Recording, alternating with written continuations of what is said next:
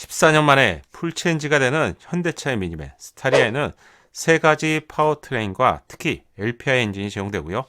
카니발에서 제공되지 않았던 헤드업 디스플레이 그리고 보스 오디오까지 제공될 것 같습니다. 이렇게 된다면 카니발과 한판 승부수를 해볼 만하겠죠.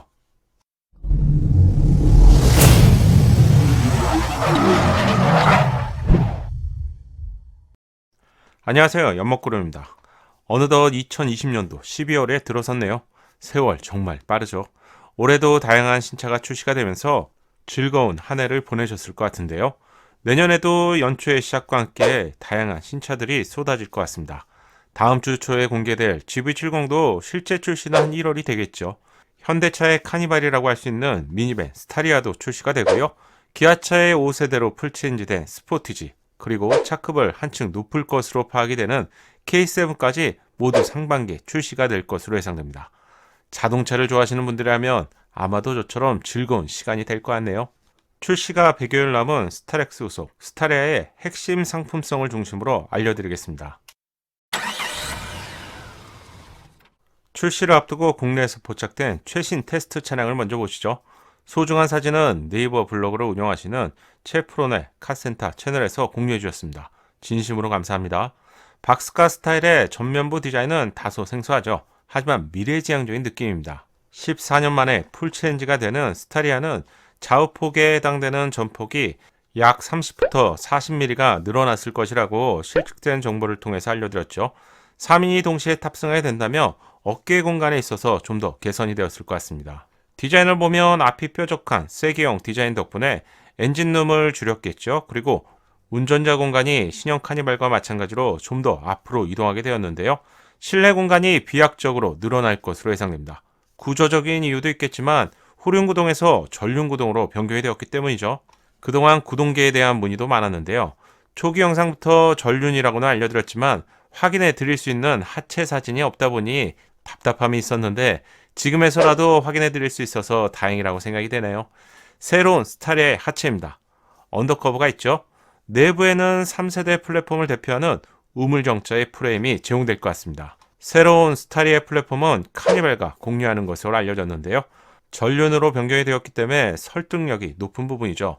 카니발 하체를 분석한 영상을 보시면 새롭게 출시될 스타리아의 하체도 유사할 것으로 예상되기 때문에 궁금하신 분들이 있다면 추천 영상을 참고하시면 좋겠습니다. 하체를 보면 후륜구동에서 제공되는 스타리아와 달리 전륜구동인 것을 알 수가 있죠.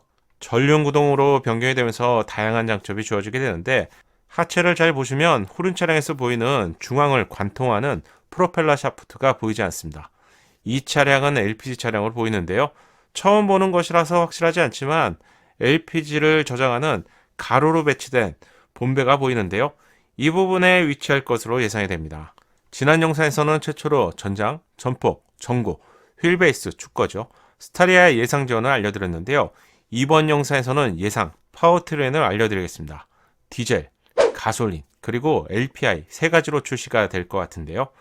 디젤과 가솔린은 카니발과 동일한 것으로 예상하고요. 2.2 디젤 엔진과 2.5 가솔린 엔진이 예상됩니다.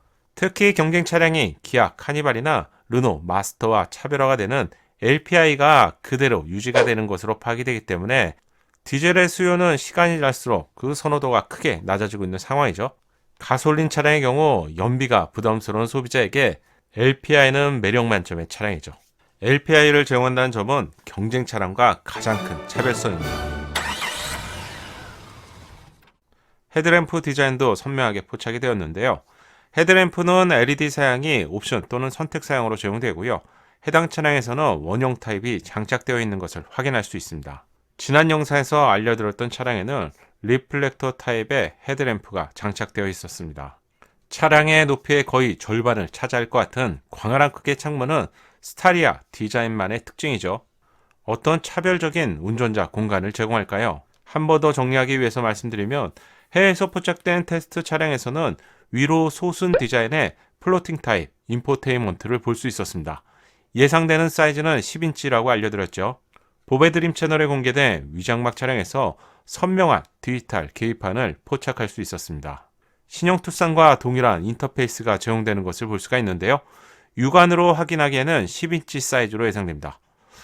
그렇다면 카니발에서는 12인치 계기판과 인포테인먼트가 제공되었는데요. 스타리아는 10인치라면 차별이 아닌가요? 아마도 이렇게 생각하시는 분들이 있을 것 같은데 카니발과 달리 스타리아의 고급 옵션으로 헤드업 디스플레이가 제공될 가능성이 높은 것으로 파악이 됩니다. 카니발에서 제공되지 않으면서 정말 아쉽다는 반응이 많았는데요. 다만 최종 양산 단계까지 가격의 경쟁력을 위해서 카니발의 경우라면 제외된 옵션들이 제법 있었죠.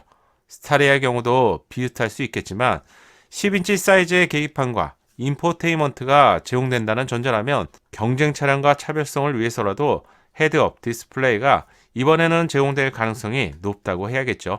실내 옵션 등을 보면 현대차가 기아차보다 좀 더 좋게 구성하는 경우가 그동안 많았었죠. 특히 보스 오디오가 그랬습니다. 참고로 스타리아의 오디오 시스템은 보스 오디오가 제공될 예정입니다. 오버헤드 콘솔의 디자인도 최초로 포착이 되었습니다. 기대했던 것보다 세련된 디자인인데요. 6개의 물리적인 버튼이 보이네요. 자세히 보면 독서등이 보이지 않는 것으로 보이는데 좌우의 것이 독서등 역할을 대신하는 것은 아니겠죠. 레이딩의 차량을 보면 수납 공간을 윗부분에 제공하는데요. 이 부분이 마치 독서등처럼 보이는데요.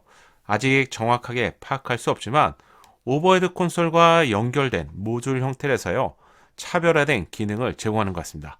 이 부분 좀 더 확인해보고 다시 알려드릴게요. 휠하우스 커버 내부에는 서스펜션 마운트를 접지하는 부분을 볼 수가 있는데 만약에 서스펜션의 용량까지도 확대가 되었다면 좋을 것 같은데요. 이 부분은 신차가 출시가 된다면 하체 영상에서 집중적으로 체크하고 알려드리겠습니다.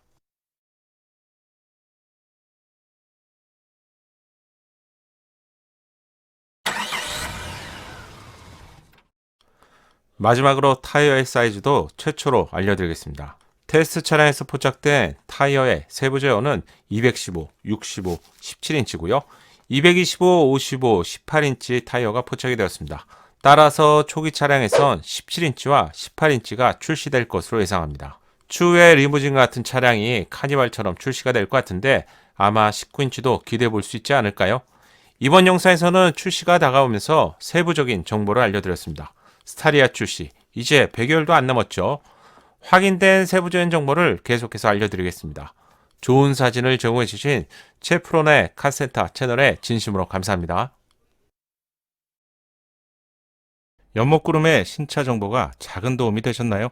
신차 정보를 가장 빠르고 정확하게 얻는 방법 아시죠? 새롭게 출시될 신차 소식이 궁금하다면 구독과 알림 설정을 하시고요. 알림 설정을 하셔야 기다리지 않고 자동으로 받아볼 수 있습니다. 감사합니다.